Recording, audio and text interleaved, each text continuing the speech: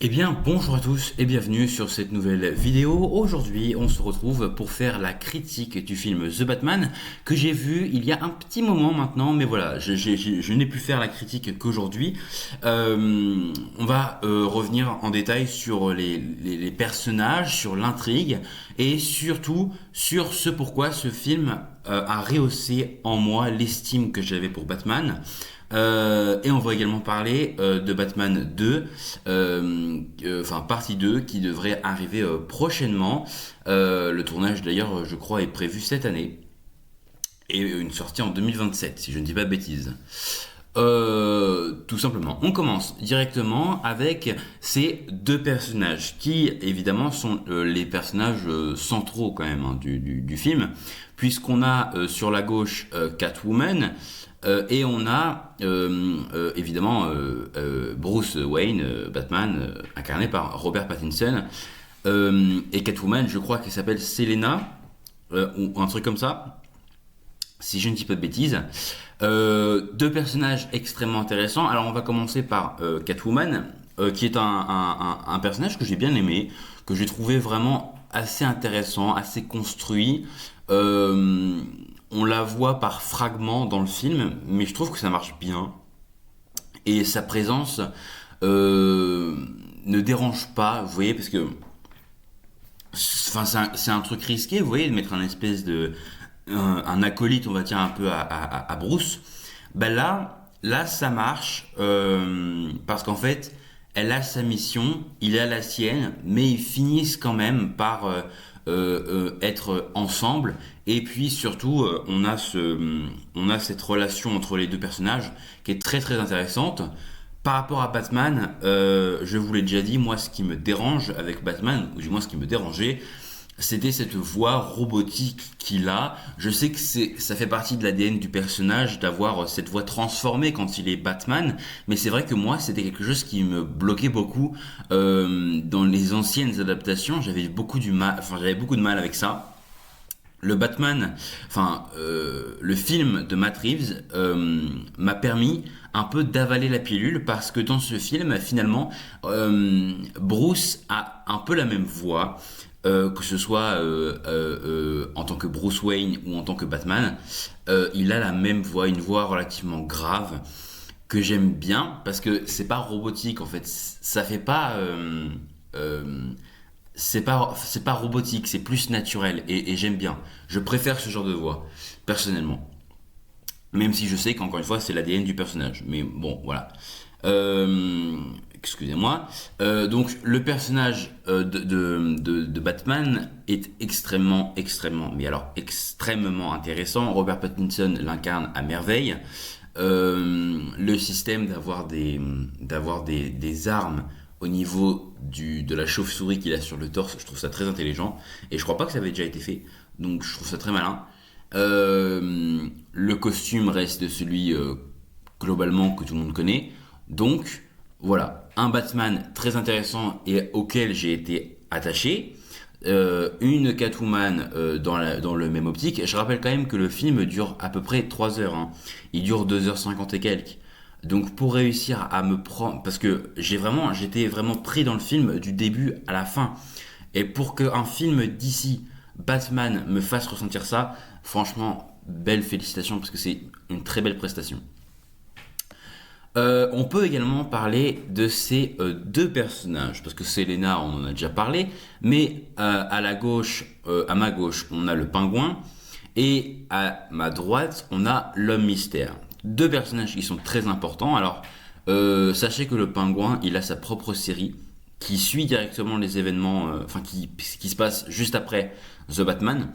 Une série que j'ai commencé à regarder, je suis à l'épisode 5, et qui est vraiment bien. Colin Farrell incarne ce personnage avec brio, pardon. Et, euh, et voilà, donc très très bon personnage. Il n'y a rien à dire là-dessus, c'est très très très très très très très intéressant. Et là, on a l'homme mystère. Et alors l'homme mystère, donc du coup, c'est le criminel du film. C'est lui qui crée tout ce bazar. Et il est très intéressant parce qu'en fait, il est là depuis le début. Et pardon, j'ai avalé de travers, mais il a en fait cette respiration prononcée, saccadée.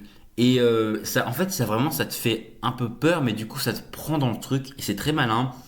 Et puis, on suit à la fois la logique de Batman et à la fois on voit comment lui réagit et agit. Donc c'est très très intéressant. Ça a ce mérite-là. Euh, alors certains diront peut-être qu'il a une tenue un peu différente que l'homme mystère plus classique peut-être, parce que l'homme mystère, moi je le vois personnellement dans mon imagination, moi je vois un homme avec un costume, cravate, vert et un chapeau, haut de forme. Je vois pas forcément un homme avec un impair et un masque en cuir, mais je trouve que cette adaptation du personnage est intéressante et a le mérite d'être là. Et à la fin du film, il y a quand même Gotham qui est sous l'eau, enfin bien sous l'eau, et d'ailleurs on continue de voir tout ça dans le Pingouin. Donc en fait, le Pingouin c'est une extension hein, de The Batman, et c'est très intéressant, et faut le voir je pense peut-être pour comprendre la suite, vous allez voir de quoi il s'agit. Puisque en gros évidemment à la fin l'homme mystère finit par être enfermé à Arkham dans la prison. Hein. Et dans la prison, il fait connaissance avec quelqu'un qui est important puisqu'il s'agit ni plus ni moins du Joker. Et oui, parce que il est fort probable que le méchant du prochain film Batman, donc The Batman partie 2, soit le Joker. En tout cas, c'est fortement probable. Alors cette scène-là, c'est une scène qui a été supprimée, mais on voit quand même le Joker un minimum quand ils se parlent avec le mystère de par, ils sont chacun de leur cellule, mais ils se parlent. Et tu comprends que le Joker sera le méchant du prochain film. Et en même temps, c'est logique, hein, parce que le Joker c'est le méchant de Batman, donc voilà. Euh, un Joker qui, vous allez le voir, alors j'ai pas pris d'autres photos, mais c'est un Joker qui est très différent que ce qu'on a connu, parce que ça c'est un Joker qui est défiguré. Et je pense que ça va être intéressant de voir ça. C'est un Joker qui est défiguré, on voit un peu sur l'image, hein, parce que regardez bien sa bouche, surtout, vous voyez bien que c'est déformé. Donc voilà, je pense que ça peut être très très intéressant et que ce film va être très très sombre. Et justement, j'ai ici le possible casting, en tout cas ce qui devrait être le casting de Batman partie 2, en tout cas les personnes qui sont confirmées. On a évidemment Robert Pattinson en tant que Batman, on a Colin Farrell en tant que Pingouin. Et d'ailleurs, ça me permet de montrer un petit peu l'incroyable transformation de Colin Farrell, hein, parce que là, c'est du make-up incroyable. Enfin, c'est quand même fou de passer. Donc ça, c'est maquillé, et ça, c'est pas maquillé. Enfin, c'est quand même fou, quand même. Voilà. Le Joker, incarné par ce monsieur, voilà, j'arrive pas à lire le prénom parce que l'image est de pas très bonne qualité, mais James Gordon qui revient évidemment, j'en ai pas parlé, mais c'est vrai que James Gordon c'est donc le commissaire et c'est un ami de Batman, et très intéressant ce personnage aussi. Alfred Pennyworth qui revient évidemment, c'est Andy Serkis qui l'interprète, et Andy Serkis qui est un acteur que j'aime beaucoup et qui m'a plu, en tout cas qui m'a convaincu dans ce rôle. Et les deux surprises, c'est quand même Sebastian Stan en Harvey Dent, c'est confirmé, donc c'est sûr que ce sera lui, et Scarlett Johansson qui pourrait également rejoindre le casting, mais je crois que c'est que des spéculations, et puis là en plus on n'a pas son rôle, donc voilà. Mais par contre Sebastian Stan, oui, c'est sûr, il sera là. Je trouve ça vraiment très intéressant, et c'est très très bien. Moi je suis content un petit peu que Stan quitte un petit peu la maison Marvel pour aller chez DC, tu te tentes aux deux studios, il y a pas de raison, hein. Il y a plein d'acteurs qui ont été chez DC et qui ont été chez Marvel. Andy Serkis, ici présent, a eu cette expérience puisqu'il a incarné Ulysse Klaue dans le MCU. Et là, maintenant, il incarne Alfred Pennyworth dans le DCU, enfin dans le Elseworld de The Batman, partie 2. Et puis même partie 1. Donc voilà. Donc, très très bon film. Personnellement, j'ai vraiment beaucoup aimé ce film. Très sincèrement, je pensais pas dire ça d'un film Batman, mais oui, j'ai vraiment aimé et j'irai voir Batman partie 2 au cinéma. Parce que c'est un excellent film. Et ça va être intéressant de voir comment James Gunn, parce que du coup on a le Elseworld avec ce Batman là de Pattinson, mais dans le DCU de James Gunn, avec le Superman de David Corenswet ou encore la Supergirl de Millie Alcock, on aura un autre Batman. Et donc ce sera intéressant de voir comment James va traiter ce personnage et faire un petit peu le parallèle avec ce que Matt Reeves nous a fait dans ce projet et voir un peu quel Batman s'en sortira le mieux.